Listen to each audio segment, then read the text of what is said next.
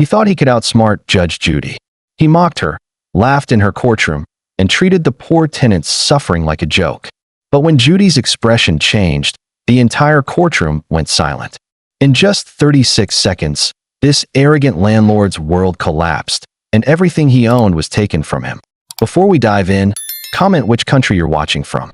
The courtroom was packed that morning, buzzing with quiet tension as the cameras rolled and spectators whispered about the man who had just walked in. Richard Fenton strutted down the aisle in a designer suit, flashing a confident smirk that screamed arrogance. He was known all over Los Angeles as a successful property investor, but to those who actually lived in his buildings, he was something else entirely. A cruel, greedy slumlord who didn't care if his tenants lived in filth, as long as their checks cleared. His face carried the same smug expression he'd worn for years when brushing off complaints from desperate families. But this time, he wasn't facing a tenant or an inspector. He was standing before Judge Judy. Sitting across from him was Mrs. Daniels, a frail elderly woman in her late 70s. Her hands trembled slightly as she clutched her rent receipts, the evidence of her loyalty and suffering. She had paid her rent faithfully every month for years, but for 3 months straight, she'd been living without heat or running water. The courtroom fell silent as Judy opened the case file. Her sharp eyes darted between the papers and Richard's smug face. "Mr. Fenton," she began, her voice firm and cutting. "You've collected rent from this woman for years, and yet your property has more violations than an abandoned junkyard. Care to explain why?" Richard leaned back, resting one arm over the chair with that same arrogant smirk. "Your Honor, it's not my fault if tenants don't take care of the place. I can't be babysitting every poor person who rents from me." His words hit like a slap across the room. The audience gasped, and even the cameraman lowered his head for a second in disbelief. Mrs. Daniels blinked back tears, clearly humiliated by the man who'd profited off her pain. Judge Judy's expression hardened. Her jaw clenched, and her voice dropped an octave. "So you're saying," she asked slowly, "that the lack of heat, mold on the walls, and collapsing ceiling are somehow her fault?" Richard shrugged, pretending not to care. "I'm just saying people exaggerate. The city inspectors don't know how to run real business. You wouldn't understand, Judge. It's not easy being a landlord in LA." That was the wrong thing to say. Judy's eyes narrowed. "Real business?" she snapped. "You call this exploitation a business? You charge $1,200 for a rat-infested apartment, and then you have the audacity to blame your tenants." Richard laughed, waving her words away. "Come on, Judge, don't take it personally. This is Los Angeles. People pay for what they get. I'm not running a charity." For a long, tense moment, Judy said nothing. She simply looked at him, her hands folded, her silence louder than any gavel strike. Then, with chilling calm, she leaned forward and asked, "You think this is funny, Mr. Fenton?" He chuckled. "Oh, come on, Judge Judy, lighten up. It's not like you're going to seize my buildings." That's when her lips curled into a faint smile, the kind that made even the audience sit up straight. "Actually, Mr. Fenton," she said, voice dripping with controlled authority, "you might want to hold that thought." The smirk faded from his face.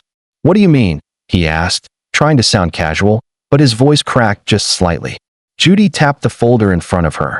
"According to city records, your properties have multiple unpaid fines and unresolved code violations. Did you know that under Los Angeles housing law, I can forward these documents to the enforcement department immediately?" Panic flickered in his eyes. "Wait, you can't." "Oh, I can," Judy interrupted coldly. "And I will. Because you laughed at justice. You mocked a woman who's been living without basic human dignity. You've treated this courtroom like a joke, and now, the joke's on you." The audience erupted into whispers. Richard's confidence shattered. He stammered, "Judge, please, I can fix this." "Too late," Judy cut him off. "You had your chance. You laughed at me, and now the law will laugh last." She signed a document, handed it to the bailiff, and said clearly, "Forward this to the housing department. Effective immediately, all rental operations under Mr. Fenton's name are to be investigated and frozen." Richard's jaw dropped. "What? You can't do that." "Oh yes, I can," Judy said, her tone final. "And you'll be lucky if your tenants don't file a civil lawsuit next." The room went still. Richard's laughter was gone. his confidence drained from his face like color fading from a photo. As the bailiff walked out, the only sound was the soft hum of the camera recording the moment his empire began to crumble. When Richard Fenton left the courtroom that day, the smirk that had once defined him was gone. The cameras outside flashed like lightning, reporters shouting questions he didn't want to answer. He pushed past them, muttering curses under his breath, his once polished shoes scuffing the courthouse steps. What he didn't realize was that Judge Judy's words had already set off a chain reaction, one that would destroy everything he had built on greed and arrogance. Within hours, her signed order was on the desk of the Los Angeles Housing Department. Inspectors, who had long been waiting for an excuse to crack down on Richard's empire, wasted no time. They began combing through his records, visiting his buildings, and collecting evidence from the people he'd wronged for years. One by one, the truth began to surface. Tenants came forward with photos and videos of the hell they had endured. Black mold spreading across ceilings, pipes leaking brown water, broken heaters, and rodent-infested hallways. Families who had once feared eviction finally spoke up, telling stories of nights spent freezing in winter and children getting sick from damp, filthy apartments. News reporters swarmed the scene, capturing every moment. The headlines spread fast. Judge Judy shuts down LA slumlord. City moves to seize properties. Richard tried to fight back. He called his lawyers, but most refused to take his calls. One of them, a longtime associate, bluntly told him, "You laughed at the wrong person, Richard. That woman doesn't bluff." His bank froze his accounts after hearing about the investigation, and city officials ordered immediate audits of his rental income. Every door he knocked on, investors, lenders, even insurance agents, was slammed shut. Overnight, his name became poison in the real estate world. While Richard's empire collapsed, something beautiful began to happen for the people he had oppressed. Mrs. Daniels, the elderly tenant who had brought him to court, became a symbol of courage. Local charities and housing advocates stepped in to help her and others find safe, clean homes. One of the buildings Richard once owned was turned over to the city, renovated, and reopened for low-income families. When reporters asked Mrs. Daniels what she thought of the outcome, she smiled gently and said, "You can't build happiness on someone else's misery." Judge Judy made sure of that. Meanwhile, Richard's life spiraled out of control. He was sued by multiple tenants, fined heavily by the city, and eventually stripped of his rental licenses. The luxury car he drove to court that day was repossessed within a week. His office was shut down, and the same reporters he once mocked now broadcasted his downfall on every major news channel. He sat alone in his empty penthouse, the only property he had left, surrounded by silence. The laughter that once filled his voice was gone, replaced by fear, regret, and disbelief. He turned on the TV one night only to see himself on the news again.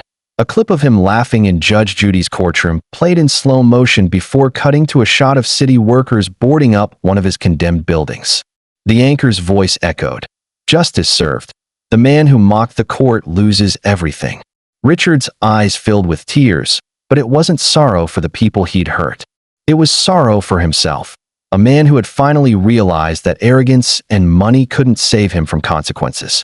Back in her courtroom, Judge Judy carried on as usual, her gavel sharp and her words sharper. To her, it was just another day of justice being done. But to the city, she had reminded everyone of one powerful truth. No one, not even the richest slumlord, is above the law.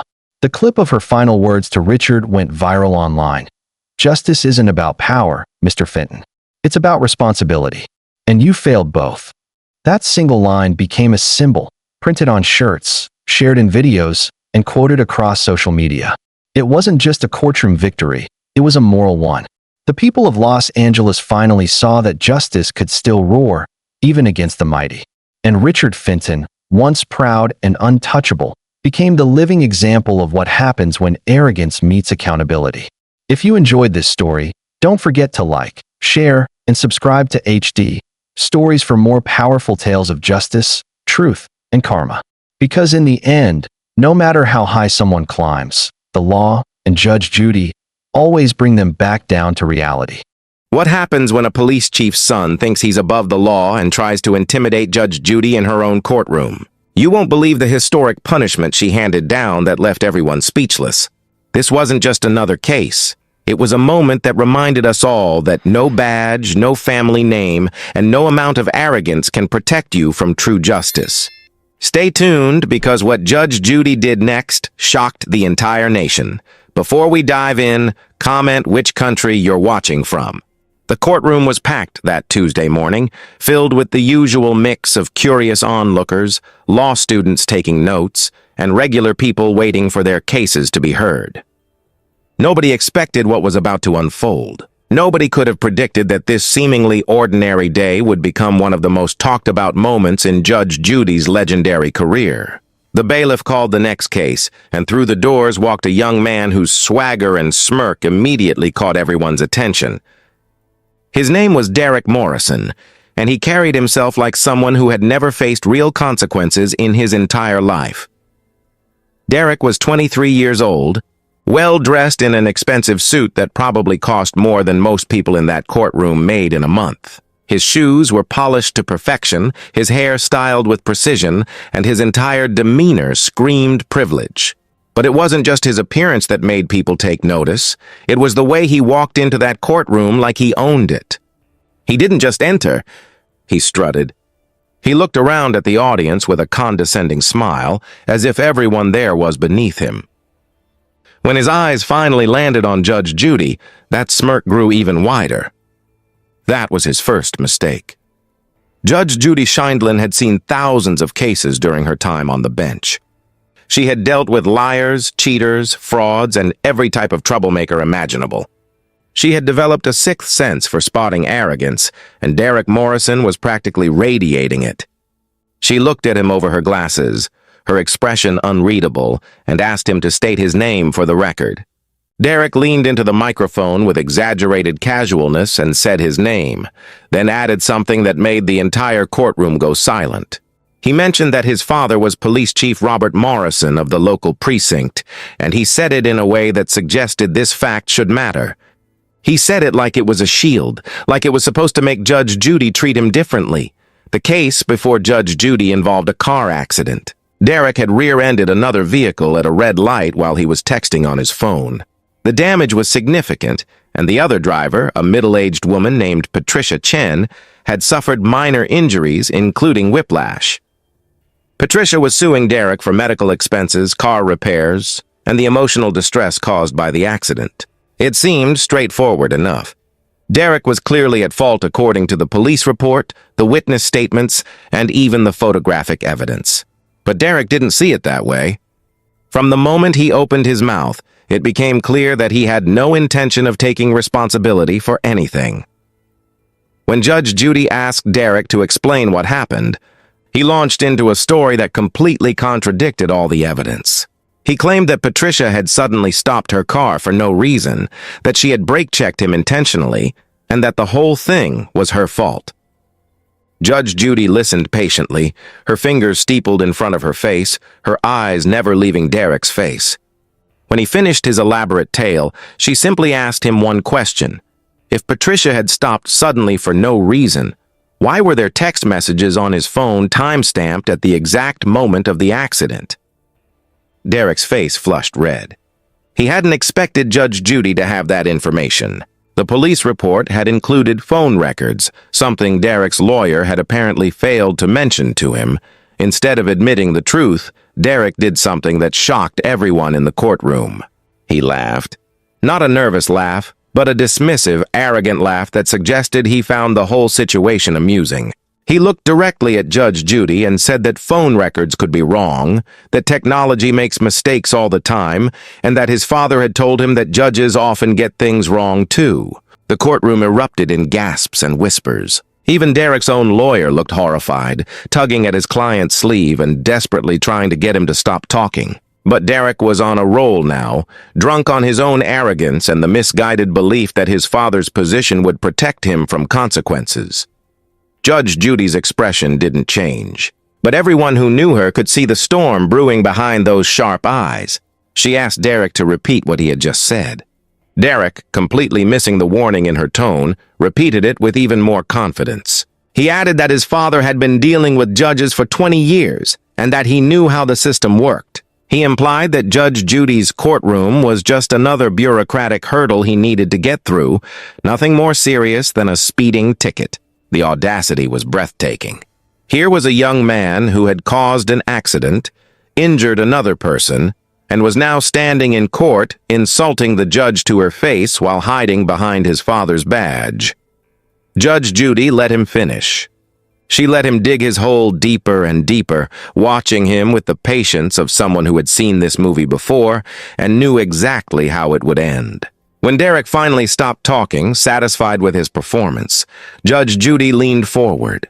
Her voice was calm, measured, and absolutely terrifying in its composure. She told Derek that she had been a judge for longer than he had been alive.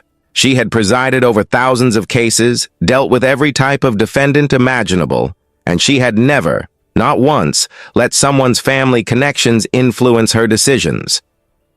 She explained that in her courtroom everyone was equal. It didn't matter if your father was a police chief, a senator, or the president himself. All that mattered was the truth and the law. Derek's smirk faltered for the first time. He tried to interrupt, to backtrack, but Judge Judy held up her hand and told him in no uncertain terms that he would remain silent until she was finished. She went through the evidence methodically, piece by piece. The police report clearly stated that Derek had been at fault. 3 witnesses had given statements saying they saw Derek on his phone just before the collision. The text messages on his phone proved he was texting at the exact moment of impact. The damage to both vehicles was consistent with a rear-end collision where the trailing vehicle failed to stop in time. Every single piece of evidence pointed to Derek's guilt, and yet he had stood in her courtroom and lied, then compounded that lie by disrespecting the court itself. But Judge Judy wasn't done. She addressed Derek's comments about his father and the legal system. She explained that by invoking his father's position, Derek had not only disrespected the court, but had also potentially implicated his father in a suggestion of corruption or judicial interference. She pointed out that Chief Morrison had built a career on upholding the law, and his son had just dragged that reputation through the mud in a televised courtroom. The irony was brutal. Derek had thought mentioning his father would help him, but he had actually damaged his father's reputation in the process. The color drained from Derek's face as he began to realize the magnitude of his mistakes. Judge Judy then moved on to Patricia Chen, the plaintiff. She asked Patricia about her injuries, her medical bills, and how the accident had affected her life. Patricia explained that she had missed 2 weeks of work due to her injuries.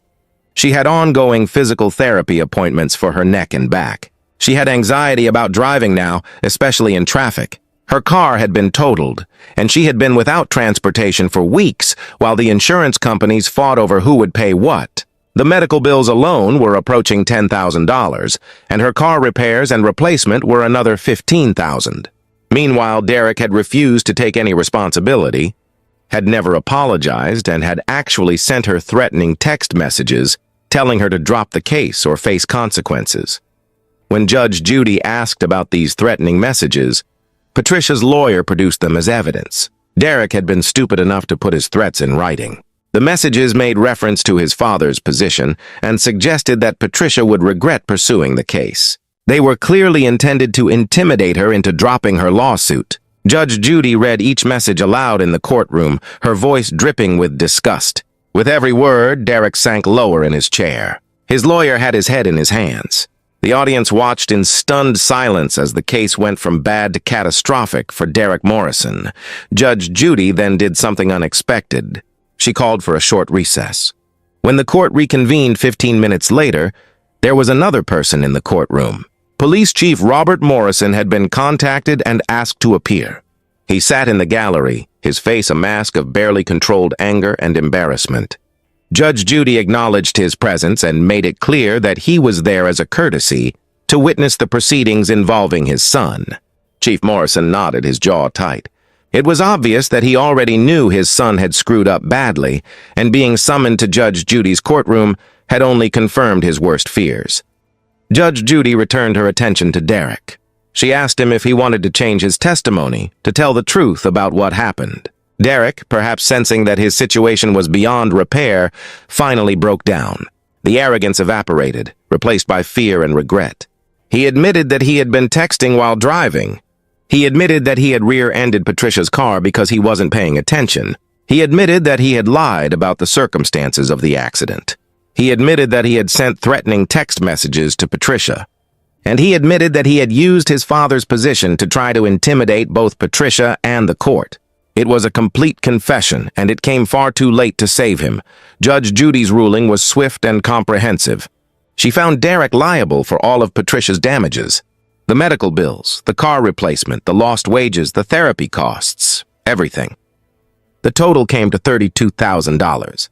But Judge Judy didn't stop there. She also awarded Patricia additional damages for emotional distress, specifically related to the threatening messages Derek had sent. That added another $10,000 to the judgment, $42,000 in total. Derek's face went white. His lawyer looked like he wanted to crawl under the table. But Judge Judy still wasn't finished. She addressed the issue of Derek's contempt of court, his disrespectful behavior, his lies under oath, and his attempts to use his father's position to influence the proceedings constituted contempt. Judge Judy held Derek in contempt and imposed a fine of $5,000 payable to the court. She also ordered him to complete 200 hours of community service, specifically working with victims of car accidents at a local rehabilitation center. She wanted Derek to see firsthand the consequences of reckless driving and to understand that his actions had real impacts on real people. The community service wasn't just punishment, it was an education that Derek desperately needed. Then came the historic part, the punishment that would make headlines and be discussed in legal circles for years to come. Judge Judy ordered Derek to issue a public apology. Not just a simple apology in the courtroom, but a formal written apology to be published in the local newspaper, read aloud in a public forum, and posted on social media. The apology had to acknowledge his reckless driving, his lies, his disrespect for the court, and his misuse of his father's position. It had to be sincere, detailed, and unambiguous. Judge Judy made it clear that she would personally review the apology before it was made public, and if she found it insufficient, Derek would face additional contempt charges. But there was more. Judge Judy also ordered Derek to write a formal apology to his father. She explained that Derek had not only broken the law and hurt another person, but he had also damaged his father's professional reputation by invoking his position in an attempt to avoid consequences. Chief Morrison had spent decades building credibility and trust in the community, and his son had undermined that in a single afternoon of arrogance and stupidity. Judge Judy ordered Derek to read this apology to his father in the courtroom, right then and there, in front of everyone present. The courtroom fell absolutely silent. Derek sat frozen, looking at his father in the gallery. Chief Morrison's expression was unreadable, a mixture of disappointment, anger, and something that might have been sadness. Derek stood up slowly, his hands shaking. His voice cracked as he began to speak. He apologized to his father for his reckless behavior, for his lies, for his disrespect. He apologized for using his father's name and position in an attempt to escape responsibility. He apologized for embarrassing him and for failing to live up to the values that his father had tried to instill in him.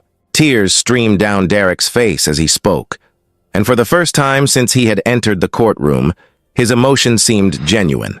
When he finished, Chief Morrison simply nodded. He didn't say anything, didn't offer forgiveness or comfort. He just nodded and continued to stare straight ahead. Judge Judy then addressed Chief Morrison directly.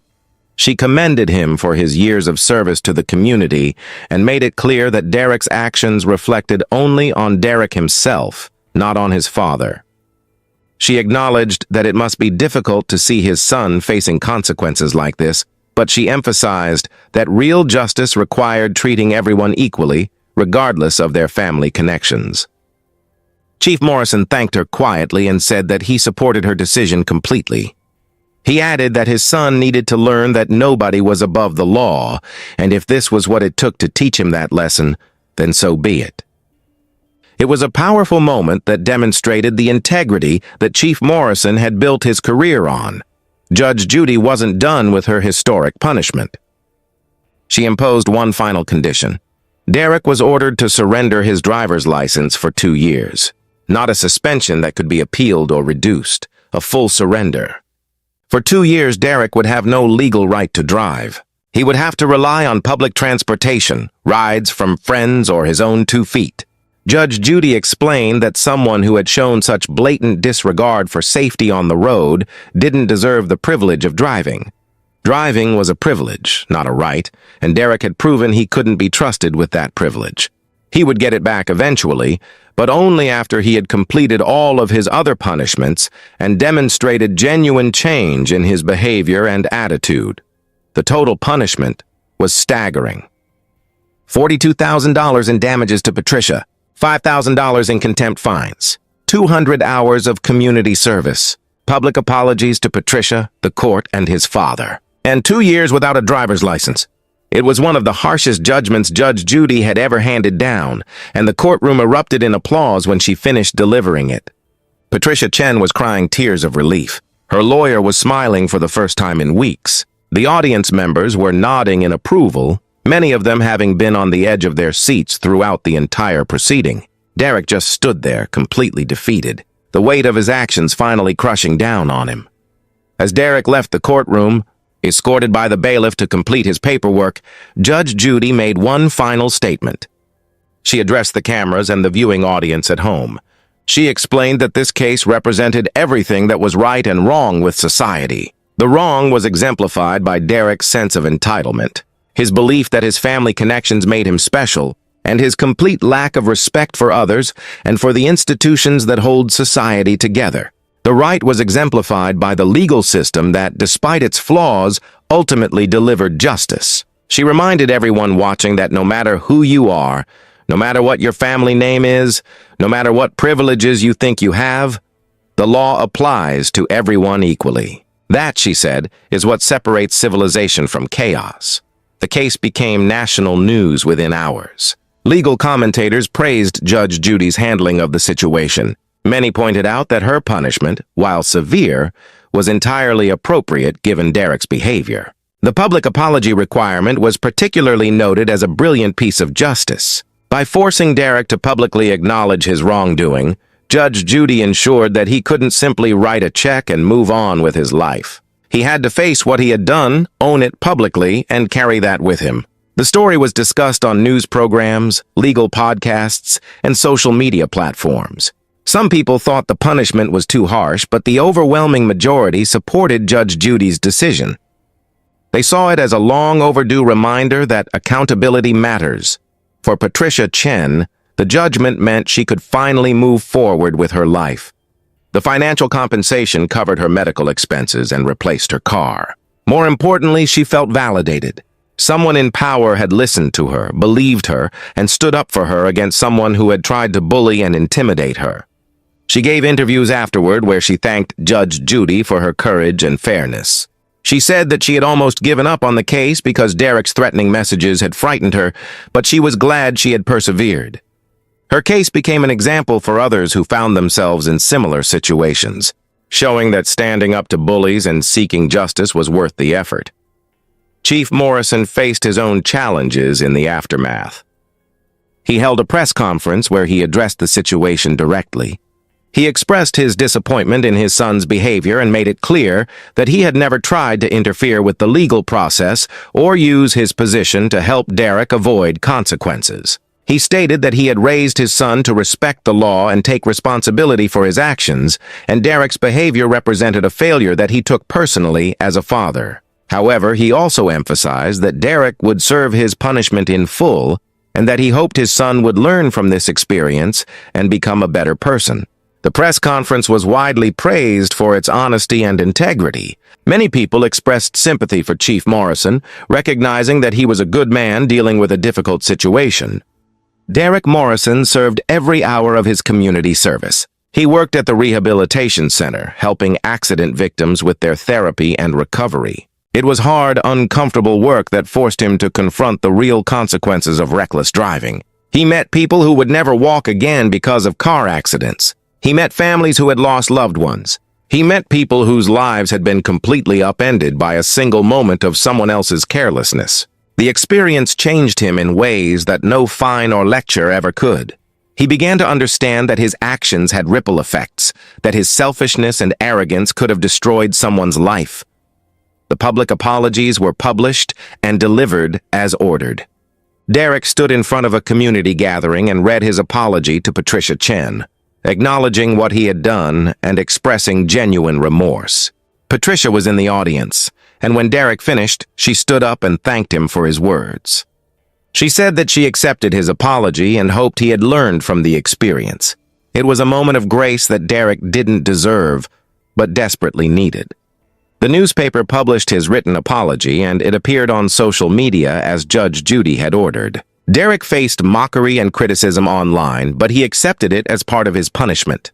He responded to comments not with defensiveness, but with acceptance, demonstrating that he was truly trying to change. 2 years later, when Derek was finally eligible to get his driver's license back, he had to go through the entire process again like a new driver. He took the written test, the road test, and everything else. He passed on his first try. But he wasn't the same person who had walked into Judge Judy's courtroom with a smirk and an attitude. The experience had humbled him completely. He had learned that privileges come with responsibilities, that actions have consequences, and that nobody is above the law. He maintained a relationship with Patricia Chen, occasionally checking in to see how she was doing. He continued volunteering at the rehabilitation center even after his required hours were completed. He had found purpose in helping others and making amends for what he had done. Judge Judy's handling of the case became a teaching moment in law schools across the country. Professors used it as an example of how judges should handle contempt of court and how creative sentencing could be more effective than traditional punishments. The public apology component was particularly studied, with many legal scholars arguing that it should be used more frequently in cases involving privilege and entitlement. Judge Judy herself rarely commented on specific cases after they were concluded, but in one interview, she said that the Morrison case represented what she believed justice should look like: fair, firm, and focused on rehabilitation as well as punishment. The case also sparked broader conversations about privilege, entitlement, and the justice system. Many people shared their own stories of encountering people who thought their family connections or wealth made them immune to consequences. The discussions highlighted systemic problems in how justice is administered, with critics pointing out that Derek only faced real consequences because Judge Judy was willing to stand up to him. They questioned what would have happened if Derek had been in a different courtroom with a different judge who might have been more susceptible to pressure or intimidation.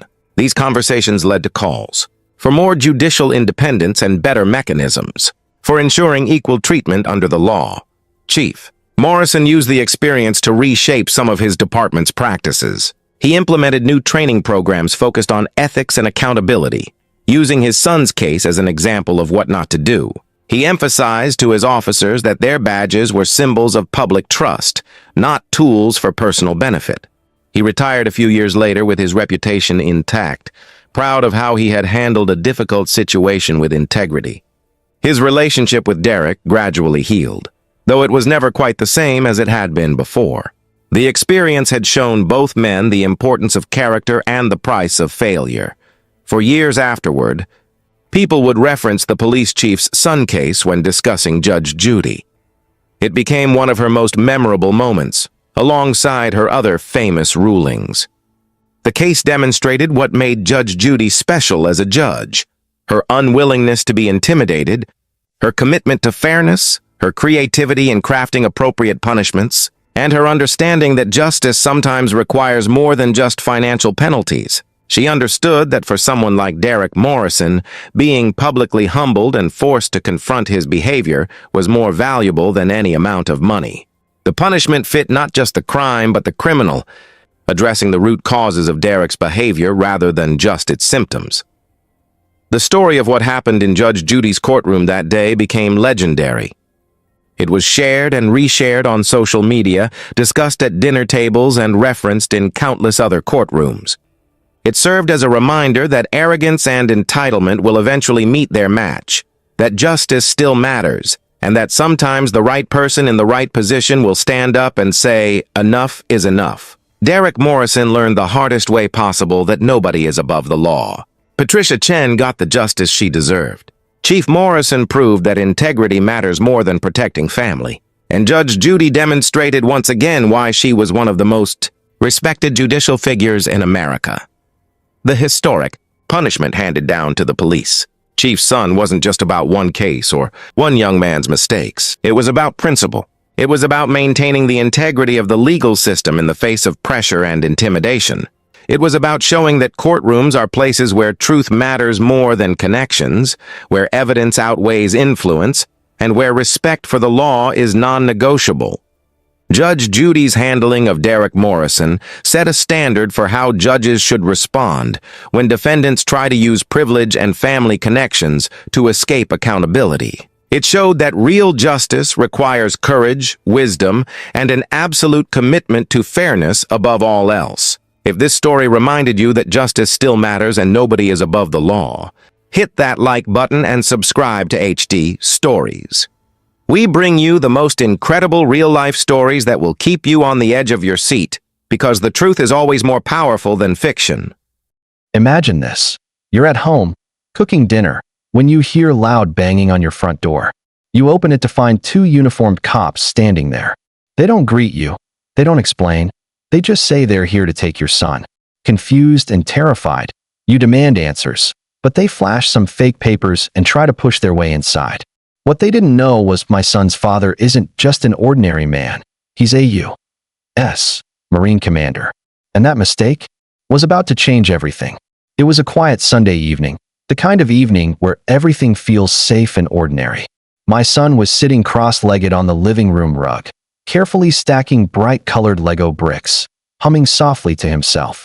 He was so proud of the castle he was building, and every few minutes he'd call out, "Mom, look at this tower." I smiled at him from the dining room, where I was setting the table for dinner, feeling grateful for the simple peace of the moment. The smell of roasted chicken filled the house, and I was just about to call him over to wash his hands when it happened. Cue suddenly, the calm was shattered by a loud, violent pounding on the front door. It wasn't the normal knock of a neighbor or even the firm knock of a delivery driver. It was harsh, aggressive, like someone trying to break the door down. My heart jumped into my throat. My son froze, Lego brick in hand, his eyes wide. I quickly wiped my hands on a towel and walked to the door, calling out nervously, "Who is it?" Without answering, the pounding came again, even harder this time. Fear prickled at the back of my neck. Against my better judgment, I slowly opened the door, just enough to peek out. Standing there were two men in police uniforms. At first glance, they looked official, the dark blue outfits, the shiny badges clipped to their chests, but something about them felt wrong. Their expressions were cold, almost hostile, and instead of greeting me politely, one of them barked, "Ma'am, we're here on behalf of the HOA. Your son needs to come with us immediately." My heart nearly stopped. My son? Why would the HOA send the police for my little boy? Confused, I stammered, "Excuse me? What are you talking about?" One of them shoved a stack of papers into my hands. The documents looked official at first glance, but as my eyes scanned the words, it was nothing but nonsense. Complicated legal phrases that didn't even make sense. The so-called officer didn't give me time to read. He pointed inside the house, his tone sharp and impatient. "Your boy has broken community rules. He was making too much noise outside. We've been ordered to take him in for questioning." For a second, I thought I had misheard him. My son was only 8 years old. The idea of police officers trying to take him away for playing too loud was absurd, sickening, even. Anger surged in my chest, but fear was stronger. I tried to push the door closed, my hands trembling, but one of the men quickly jammed his boot into the doorway, stopping it from shutting. The sound of the wood straining against his foot sent chills down my spine. Behind me, I heard my son's small footsteps racing closer. He tugged at my arm, his little voice shaky. "Mom, what's happening? Who are they?" His wide eyes were filled with fear, and I could feel his tiny hands trembling against mine. My heart broke seeing him so scared. I pulled him behind me, shielding him with my body. My blood boiled as I glared at the men. Nothing about this was right. Real officers don't act this way. Real officers don't barge into people's homes with fake paperwork and threats. In that moment, my fear turned into fury. These men were not here to enforce rules. They were here to intimidate, to scare us into submission. And as they leaned forward, trying to push further into my home, I realized something chilling. This wasn't about rules at all. This was something much darker. Something was very, very wrong. Just as the tension reached its breaking point, the sound of a car pulling into the driveway cut through the chaos. My husband had just returned from a week-long training exercise. He stepped out of the car still in uniform, his posture strong, his presence commanding. The sight of him instantly gave me a surge of relief. My son let out a shaky breath, whispering, "Dad," and ran toward him. The two fake officers froze, their confidence suddenly faltering. Still, one of them tried to hold his ground. He straightened up and barked, "Sir, step aside. This is official HOA business. We're taking the boy." But my husband wasn't fooled for a second. His sharp eyes scanned their uniforms, their fake badges, and the sloppy paperwork I still held in my shaking hands. In one glance, he knew it was all a sham. He didn't raise his voice. He didn't need to. With a calm, commanding tone, he said, "You two are not officers. You're trespassing. Step away from my family now." His voice carried the weight of authority, the kind that only comes from years of leading men into battle.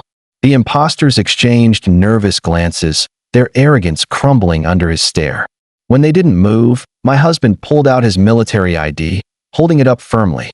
"Do you understand what you've done?" he said, his voice low and steady. "You've just attempted to kidnap a U.S. Marine commander's son." The words hit them like a punch. Their faces drained of color. They began to back away, stumbling over their excuses. But it was too late. My husband had already dialed real law enforcement, and within minutes, the sound of approaching sirens filled the neighborhood. The game was over. The flashing red and blue lights painted across our street as real officers surrounded the house. My neighbors peeked from behind curtains, whispering, trying to make sense of the chaos. The imposters who had stormed my home just minutes ago were now cornered, their hands raised in defeat. When the police checked their badges and paperwork, the truth came out instantly. They were complete fakes. The men had been hired muscle, sent by none other than a corrupt member of the HOA who thought intimidation would scare us into leaving the neighborhood. Seeing them in handcuffs should have made me feel safe, but instead, I felt a mixture of rage and relief. Rage that they had dared to threaten my child, and relief that my husband had come home at the exact moment we needed him most. My son clung tightly to his father, refusing to let go, his small arms wrapped around his uniform like he never wanted to lose him again. My husband bent down, looked him in the eye, and said firmly, "No one will ever take you away. Not while I'm here." In the days that followed, the truth spread quickly. The HOA tried to cover it up, but they couldn't fight the facts. An investigation exposed years of abuse, lies, and intimidation tactics. The corrupt board was stripped of power, and the members who orchestrated the attack were arrested and charged. For the first time, people in our community felt free to speak up. Neighbors who had once lived in fear now stood together. That terrifying night had nearly broken us, but instead, it became the turning point. It proved that no matter how powerful bullies think they are, justice has a way of finding them, especially when you have a Marine commander standing guard over his family. If you believe justice always wins, hit that like button and subscribe to HD Stories for more powerful, true-to-life tales. Don't miss the next story. Turn on the bell and join our family here at HD Stories today. What happens when arrogance meets authority? When someone mocks a judge inside her own courtroom, thinking they're untouchable. Today's story is about a woman who laughed at Judge Judy's height. But just minutes later, that same woman was in tears, humiliated on national television. This isn't just a courtroom story. It's a lesson in respect, ego, and reality hitting hard. The courtroom was silent, just the faint rustle of papers and the soft buzz of cameras filling the air. Millions of viewers were watching, unaware that they were about to witness one of the most unforgettable moments in courtroom television. A woman named Karen Miller walked in, confident and smug. She wasn't nervous like most people who came before Judge Judy. Instead, she smirked as if she owned the place. Dressed sharply and walking with exaggerated confidence, she tossed her hair back and stood tall, clearly believing she was above everyone in the room. Judge Judy, sitting behind her bench, glanced up from the case file. Her expression was calm but sharp, like she could see right through every word that would come next. "Good morning," Judy said curtly, her tone firm. "Good morning, Your Honor," Karen replied. with a tone that almost sounded sarcastic. The case was about a damaged car. Karen had borrowed her friend's car, promising to return it unharmed. But when she brought it back, it had a deep scratch on the side and a cracked mirror. The friend demanded Karen pay for repairs, but she refused. So, they ended up in Judge Judy's court. As the plaintiff explained what happened, Judge Judy listened carefully. But when it was Karen's turn, the atmosphere changed. She rolled her eyes, shrugged her shoulders, and interrupted multiple times. "Miss Miller," Judy warned, "this is my courtroom. You'll speak when I ask you to." Karen smirked. "Sure thing, short stuff," she muttered under her breath. The courtroom gasped. The cameras caught it. Judy's eyes narrowed. "What did you just say?" she asked slowly. Karen leaned back, smiling. "I said you're too small to scare me, Your Honor." The silence that followed could have shattered glass. Even the bailiff looked uncomfortable. Judge Judy placed her papers down gently. Her voice was calm, dangerously calm. "Then why?" she asked. "Are you shaking?" Karen laughed, pretending to be unaffected. But everyone could see her hands trembling. The confidence she entered with was fading fast. Judge Judy leaned forward. "Let me remind you, Miss Miller, this courtroom isn't a playground. You don't need to be tall to command respect. You need to have integrity, something you clearly lack." The audience murmured in agreement. Karen's smirk faltered. She tried to speak again, but her words stumbled. For the first time, she realized she wasn't the one in control.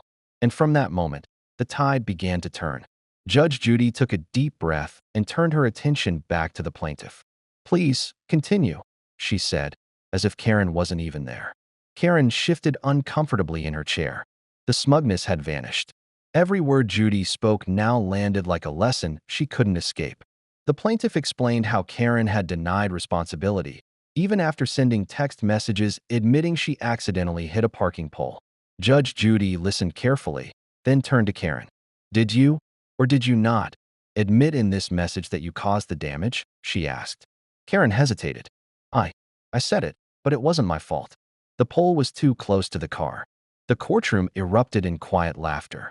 Judy's eyebrow rose sharply. "So the pole moved? It's the pole's fault now?" she replied, her tone dripping with sarcasm. Karen's face turned red. "I'm just saying, it wasn't a big deal." "Not a big deal." Judy leaned forward again. "You damaged someone's property, refused to take responsibility, mocked the court, and now you want sympathy?" Karen looked down. For the first time, she couldn't meet the judge's gaze. "Miss Miller," Judy continued, her voice softer but firmer, "you came in here with arrogance, thinking size equals strength. Let me teach you something. Strength is about honesty, humility, and accountability. Not about how tall you are or how loud you can talk." The words hit like a hammer. Karen's lips trembled. I didn't mean to disrespect you," she said quietly. Judge Judy nodded. "I believe you didn't mean to, but you did. And maybe that's your lesson today." She turned to the plaintiff. Judgment for the plaintiff, in full amount. Case closed. The gavel hit the desk with a firm thud. Karen sat frozen for a moment. Cameras zoomed in on her face. Tears filled her eyes, not just from embarrassment, but from the heavy realization that her own attitude had caused her downfall. As she walked out of the courtroom, her once confident steps had turned into slow, humbled movements. The same crowd that had gasped at her insults now watched silently. Outside, reporters waited to get her reaction, but Karen didn't say a word. She simply whispered, "I learned my lesson," before walking away. That moment became one of the most talked about clips in Judge Judy's history, shared millions of times across social media. But beyond the laughs and headlines, it carried a deeper message. Respect is never about size. It's about character. And that day, America didn't just see a courtroom clash. They saw a proud woman humbled by truth, and a judge remind the world what real authority looks like. If you enjoyed this story, don't forget to like, share, and subscribe for more true courtroom stories. You're watching HD Stories, where every story teaches a powerful lesson. He laughed, right there, in front of the victim's family. The whole courtroom froze. Judge Judy's expression turned from calm to ice cold. No one could understand how a teenager could be so heartless, until his sister stood up trembling, tears in her eyes, and revealed a secret that changed everything. This isn't just a courtroom drama. It's a story of guilt, betrayal, and the shocking truth that no one saw coming. It was supposed to be a normal day in court. Cameras rolling, audience silent, and Judge Judy presiding with her usual sharp glare. But what happened that morning left everyone speechless. A 17-year-old named Ethan Cross stood before her, dressed in an orange jumpsuit, arms folded, a half-smile on his face. He had been accused of causing the death of another teenager during a street altercation that spiraled out of control. The victim's family sat just a few feet away, holding framed photos and wiping away tears. But Ethan didn't look sorry. He laughed. When the victim's mother began crying, Ethan smirked and shook his head, as if everything around him was a joke. The courtroom gasped.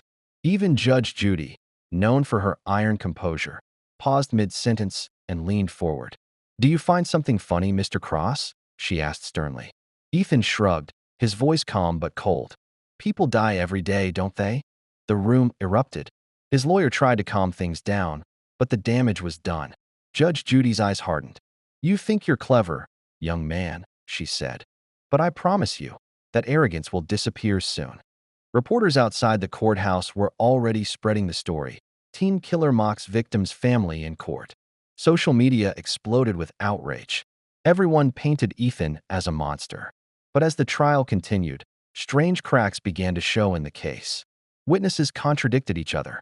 Evidence didn't quite add up. And Ethan's behavior, though cruel, almost seemed forced. Sitting quietly in the second row was a girl, his 15-year-old sister, Lily. Her face was pale, her hands clenched tightly. She hadn't spoken a word since the arrest. Friends said she'd stopped eating, barely sleeping. When the court took a short recess, Lily walked out into the hallway, tears streaming down her cheeks. A court officer heard her whisper, "He's not the one. He's just protecting someone." No one knew what that meant until the next hearing. That day, the courtroom was more packed than ever. Cameras, reporters, and the victim's family all waiting for judgment. But what happened next would flip the entire story on its head. Because when Lily raised her hand and asked to speak before Judge Judy, the truth began to unravel, and it wasn't what anyone expected. Judge Judy looked at Lily with concern, but nodded for her to come forward. The young girl's voice trembled as she spoke. "Your Honor, my brother didn't kill anyone," she said softly. "He's covering for me." The courtroom went silent. Ethan froze, the smirk vanishing from his face. Judge Judy motioned for the bailiff to steady the girl. "Explain yourself," she said firmly. Lily took a deep breath, eyes filled with guilt. "That night, it wasn't supposed to happen. We were at a party, and someone started pushing Ethan around. I tried to stop it, but then one of the guys came at me. Ethan pushed him away, and he fell, hit his head on a rock. It was an accident. But when the police came, Ethan told them he did it on purpose. He didn't want me to go to jail." Gasps filled the room. Ethan's face was pale now, his confidence gone. Judge Judy's voice cut through the silence. "You're telling me this entire time, your brother took the blame to protect you?" Lily nodded, sobbing uncontrollably. "He said he could handle it. He said people already thought he was bad, and no one would believe me. He made me promise not to say anything." Ethan's attorney looked stunned. "Your Honor, we have no record of this statement. We request a re-examination of the case." Judge Judy leaned back, eyes narrowing as she studied the siblings. For a moment, she said nothing. Then, in a calm but stern tone, she said, "Ethan, you thought taking the fall would protect your sister, but all you've done is destroy both your lives. Lies don't save love, they bury it." Tears welled in Ethan's eyes for the first time. "I didn't want her life ruined," he whispered. Judge Judy nodded slowly. "There's still a chance to fix it, but only if you both tell the full truth." Investigators reopened the case. Over the next few weeks, forensic evidence confirmed Lily's story. The incident was indeed accidental. The victim's family, though heartbroken, asked the court for leniency once they learned the truth. Months later, Ethan stood again before Judge Judy, not laughing this time. He looked straight ahead, remorse in his eyes. "I'm sorry," he said, "not just for what happened that night, but for lying." Judge Judy nodded. "You've learned your lesson, young man. Justice isn't about pride, it's about truth." As the gavel came down, Lily ran to hug her brother, crying into his shoulder. The crowd in the courtroom stood in silence, some wiping tears, others simply stunned by the twist no one saw coming. And as they walked out together, hand in hand, Judge Judy quietly said to her assistant, Sometimes, the scariest smile hides the deepest pain. If you were moved by this powerful story of truth and redemption, make sure to like, comment, and share this video. And don't forget to subscribe to HD Stories for more emotional real-life tales. A violent thug lunges at Judge Judy in the middle of her courtroom, fists flying and chaos erupting. But what happened next left everyone in absolute disbelief. Judge Judy's response was so unexpected, so powerful, that it's become one of the most talked about moments in courtroom history. You won't believe what she did. Before we dive in, comment which country you're watching from. Judge Judy Sheindlin has seen it all in her decades-long career as one of America's most famous television judges. She's dealt with liars, cheaters, scammers, and every type of troublemaker you can imagine.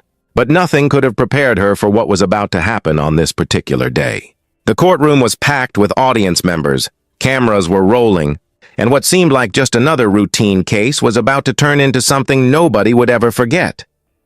The case that day involved a landlord-tenant dispute. A young man named Marcus had been evicted from his apartment, and he was furious about it. His landlord claimed Marcus had damaged the property, hadn't paid rent in months, and had been causing problems with other tenants.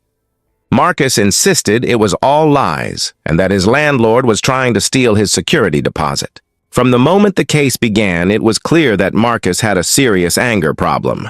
He kept interrupting, raising his voice, and pointing aggressively at his landlord. Judge Judy tried to maintain order, using her trademark no-nonsense approach. To keep him in line, Judge Judy looked at Marcus with those piercing eyes that have intimidated countless people over the years and said firmly that if he couldn't control himself, he would be held in contempt of court. The bailiff stood nearby, ready to step in if things got out of hand. But Marcus seemed to calm down for a moment, and Judge Judy continued hearing the case. She listened to the landlord's evidence, looked at photographs of the damaged apartment, and reviewed the lease agreement. It was becoming increasingly clear that Marcus had no case, and he knew it too, as Judge Judy began to render her verdict, explaining that Marcus owed his landlord money for damages and would not be getting his security deposit back. Something snapped inside him.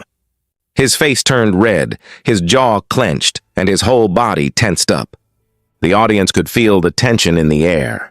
Judge Judy continued speaking, unfazed by his reaction because she had dealt with angry litigants before. But this time was different. Without warning, Marcus suddenly jumped over the plaintiff's table and charged directly at the bench where Judge Judy was sitting.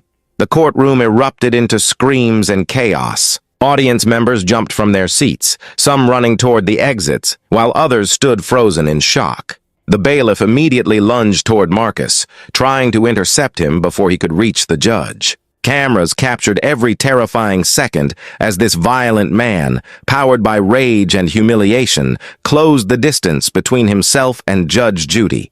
His fists were clenched, his intentions clear. He wanted to physically attack the judge who had ruled against him.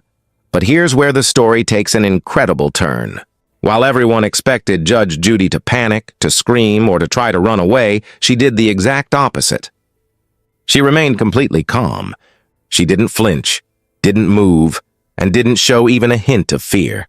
As Marcus got closer with the bailiff just seconds behind him, Judge Judy stood up from her chair, looked Marcus directly in the eyes, and did something absolutely shocking. She didn't back down. Instead, she pointed her finger at him and shouted in that commanding voice of hers a single word that stopped him in his tracks. The bailiff tackled Marcus just as he reached the bench, but it was Judge Judy's fearless response that truly neutralized the situation. Other court officers rushed in to help restrain the attacker as he struggled and shouted obscenities. The audience was in complete disbelief. They had just witnessed an attempted assault on a judge, but they had also seen something even more remarkable. They had seen a 70-something-year-old woman stand her ground against a violent attacker without showing any fear whatsoever.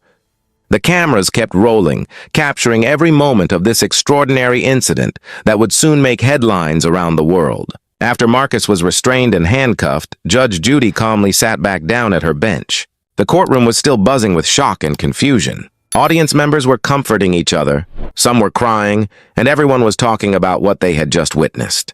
The production crew was checking to make sure everyone was safe, and security was reviewing how someone had managed to get so close to the judge.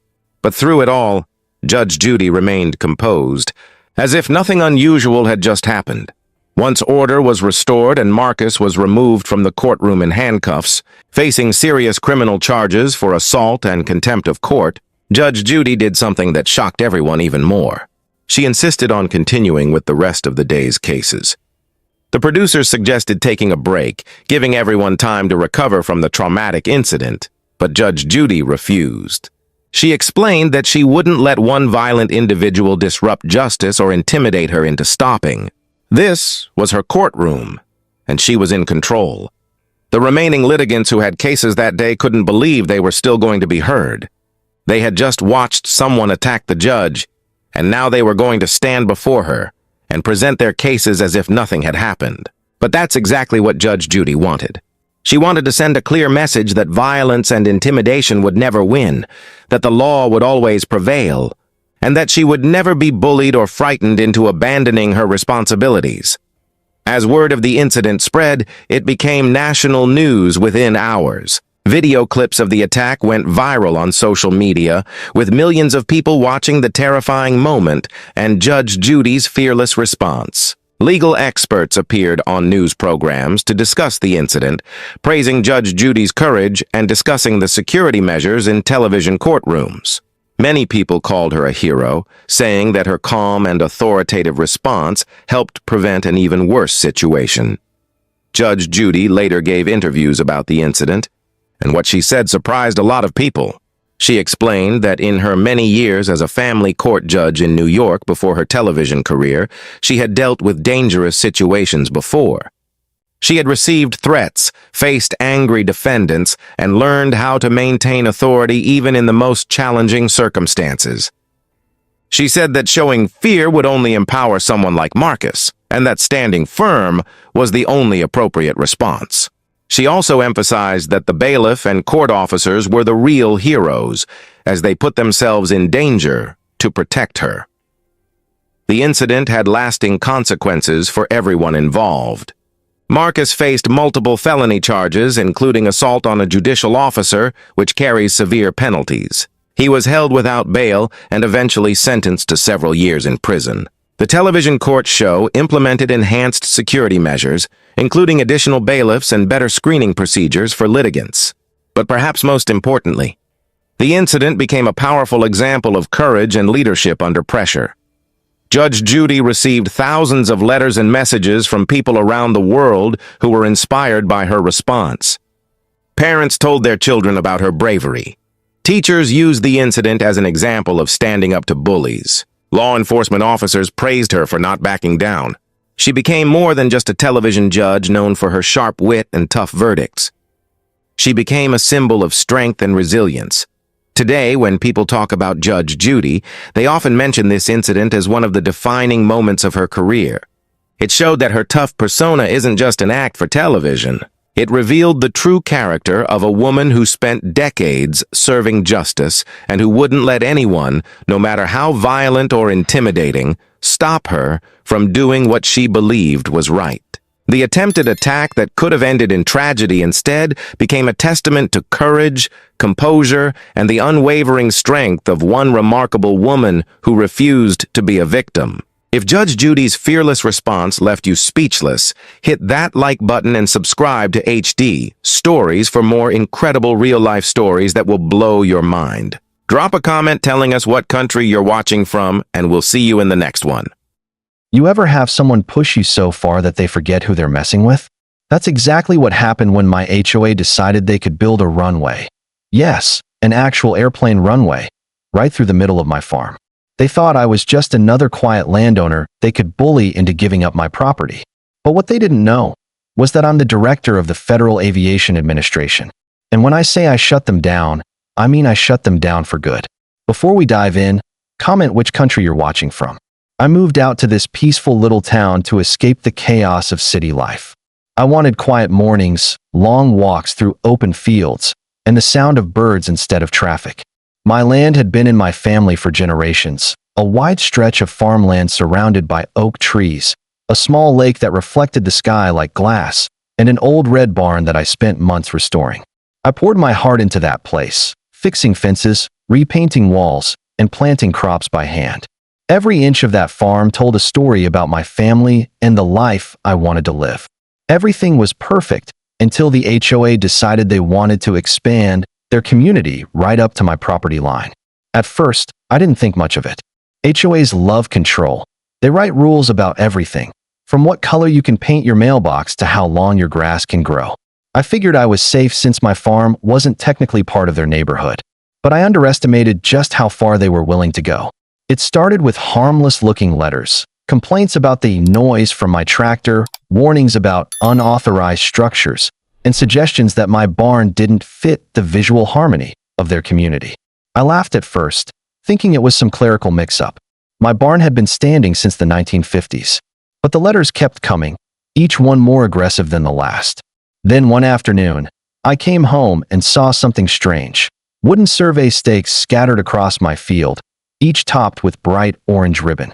I followed them, assuming the county had made a mapping error.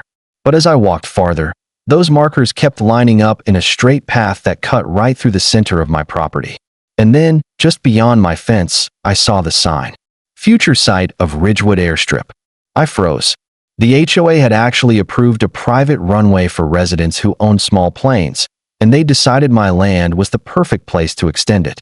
I could barely process it. They wanted to pave a runway through my crops, right across the lake, as if my property didn't even exist. I called the HOA president immediately, a smug man named Richard who always wore a blazer and that fake country club smile. When I told him they were trespassing, he acted like I was being unreasonable. "It's for the benefit of the community," he said, his voice dripping with arrogance. "You'll be compensated fairly." Compensated, I repeated, for cutting my land in half. He just chuckled and said, "We've already got county approval, Mr. Parker. You can't stop progress." That night, I couldn't sleep. I sat in my study staring at the maps they'd left behind, fury burning in my chest. They had no clue who they were dealing with. I wasn't just some random farmer they could bully. My name is James Parker, Director of the Federal Aviation Administration, the man who signs off on every legal runway in this country. And their so-called project? It wasn't even registered with us. By morning, I was ready. I pulled every document I could find: permits, zoning records, environmental studies, and it didn't take long to expose the truth. They'd skipped nearly every regulation in the book. No FAA clearance, no noise studies, and even a forged engineer's signature on their plans. They thought they could sneak a runway past the FAA itself. So I decided to return the favor, with the full weight of federal law behind me. After the inspection, I knew the HOA was in deep trouble. The violations I uncovered weren't just small mistakes. They were serious federal offenses. So, I took the next step and requested a full federal review of the HOA's management board. That meant audits, background checks, and official public hearings. Within days, investigators began uncovering one shady transaction after another. Turns out, Richard, the HOA president who acted like he owned the whole town, had been funneling community funds into his own private real estate company for years. The so-called runway project wasn't for the neighborhood at all. It was a front for a private airstrip he planned to lease out to wealthy pilots for personal profit. When word got out, it spread through the community like wildfire. Homeowners who once admired Richard suddenly turned on him. They started demanding refunds for the fees they'd paid, threatening lawsuits, and calling for his immediate resignation. One by one, the board members who once stood proudly beside him started to distance themselves. Within just a few weeks, the entire HOA board collapsed under the weight of its own corruption. Richard, of course, tried to act innocent. He blamed the contractors, the county, even his own board members. But the evidence was solid. Once the federal investigators presented the fake permits, the forged engineers' signatures, and the illegal financial transfers, it was game over. He was fined hundreds of thousands of dollars, forced to repay the homeowners, and permanently banned from ever managing another community association again. His reputation was destroyed, and for someone like him, that punishment hurt even more than the money. As for my land, the farm they trespassed on and tore up with their machines, I made sure they paid for every inch of it. The FAA doesn't just handle air safety. It also enforces property laws when aviation projects cross the line. I demanded full compensation for environmental restoration, soil replacement, crop damage, and legal costs. They ended up paying more than the land itself was worth. It wasn't about the money. It was about sending a message. You can't bulldoze over someone's home and expect to get away with it. After the case was over, something unexpected happened. My phone and email started filling up with messages from people all over the country. They thanked me for standing up to HOA abuse and fighting back when others couldn't. Some shared their own stories. Families being fined for hanging Christmas lights, veterans punished for flying their flags, or single mothers threatened for having kids' toys in their yards. Every story had the same theme. People tired of being bullied by those who thought power gave them the right to control others. That's when I realized this was bigger than just my farm. So, I used my position at the FAA to make a real change. I launched a national review program focused on illegal or unregistered airfield developments, especially those tied to private communities and HOAs. Within months, our team discovered over a dozen similar projects across the country, airstrips built without permits, on stolen land, or in violation of safety regulations. We shut every single one of them down.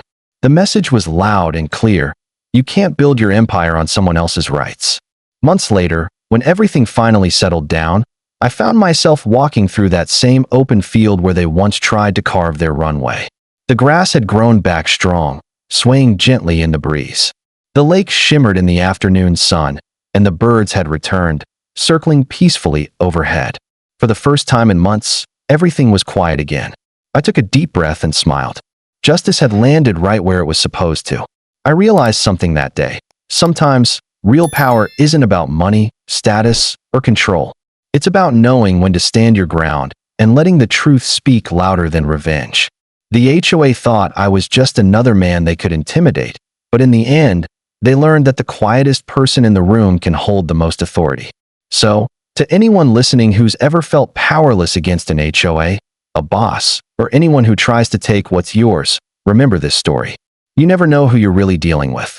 And when you stand up for what's right, the law and life itself have a way of standing right beside you. If you enjoyed this story, don't forget to like, share, and subscribe to HD Stories for more real-life justice tales that'll keep you hooked till the end. Your support helps us bring you more powerful stories every week. Thanks for watching, and remember, never underestimate the underdog. What happens when one of the world's most feared judges crosses paths with one of the world's most famous preachers? When truth meets charm and authority meets influence, sparks are bound to fly. But no one, not even the camera crew, expected what happened next inside Judge Judy's courtroom. This wasn't just a case. It was a clash of ego, belief, and brutal honesty. And by the end, the courtroom went completely silent. The day started like any other episode of Judge Judy, cameras rolling, the studio audience ready, and the unmistakable sound of her heels echoing as she entered the courtroom. But today, something was different. Across from her stood Joel Osteen, the smiling preacher known for his message of prosperity and faith. It wasn't a real lawsuit, but rather a televised debate about ethics, truth, and responsibility in leadership. Judge Judy, never one to hold back, began with her signature sharp tone. "Mr. Osteen," she said, "you tell millions of people every week that faith alone brings success. But what about accountability? What about truth?" Joel, calm as ever, smiled and replied, "Your Honor, I believe positivity and belief in God open doors for everyone. It's about hope." The audience leaned in. You could feel the tension. Two powerful personalities standing firm in their convictions. Judge Judy wasn't impressed. "Hope," she said firmly, "is not a strategy. You don't build a house on hope. You build it on effort and discipline. Do you tell your followers that too?" Her tone cut through the air like a blade. Joel hesitated for a moment. The first time he seemed unsure. He tried to answer, but Judy interrupted. "Because if you don't, you're giving false comfort. And that's not faith. That's fantasy." The audience gasped. For once, Joel Osteen didn't have his signature smile. His calm demeanor shifted. His jaw tightened slightly. Judge Judy leaned back in her chair, eyes locked on him, waiting for his defense. He finally spoke, his voice quieter but firm. I believe in giving people hope, because too many have already been beaten down by negativity. She nodded slightly. Hope is fine, Mr. Osteen. But truth is what sets people free. And sometimes truth doesn't sound like a sermon. It sounds like a wake-up call. The courtroom was dead silent. Even the cameraman seemed frozen, sensing something raw and real unfolding. It wasn't about winning or losing anymore. It was about perspective, and both of them knew it. The second half of the session took a different tone. Judge Judy wasn't attacking anymore. She was analyzing. She leaned forward and said, let's imagine someone who listens to you every week. They pray, they hope, but they never act. What do you say to them when their life doesn't change? Joel paused, thinking deeply. I tell them that faith without works is dead, he answered. Belief must move you to action. Judy smiled slightly. A rare sight. Now that's something we agree on. The tension softened. The audience could sense mutual respect forming between these two giants. Joel spoke again, this time with humility. Maybe I focus too much on encouragement, but sometimes people need that light before they can face the truth. Judy nodded. And sometimes they need the truth before they can see the light, she replied. The room fell quiet again, not from shock this time, but reflection. Both sides of the argument had landed their punches, but both had made sense. As the camera zoomed in, Judge Judy closed her notebook and said, Mr. Osteen, I may not agree with your delivery, but I respect your intent. You believe in lifting people up. I believe in holding them up with truth. Perhaps the world needs both. Joel smiled gently and said, maybe that's what balance looks like. Faith and truth together. A slow applause started from the back row of the audience. It wasn't the usual laughter or clapping you hear on courtroom shows. It was genuine, people realizing they had just witnessed something rare. Two strong minds clashing, yet connecting.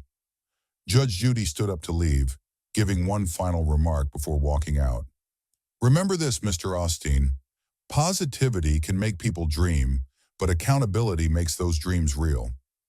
Joel nodded respectfully. And maybe, Your Honor, sometimes dreams make accountability worth the effort. For a moment, both smiled. Two completely different worlds meeting halfway. The cameras faded out on that image. A judge known for her fierce justice and a preacher known for his endless optimism, both united by something deeper than argument, respect. And as the audience left, everyone knew they hadn't just watched an episode. They had watched a lesson in belief, humility, and truth. If you enjoyed this powerful story, make sure to like, share, and subscribe for more inspiring courtroom tales. You're watching HD Stories, where every story speaks louder than words.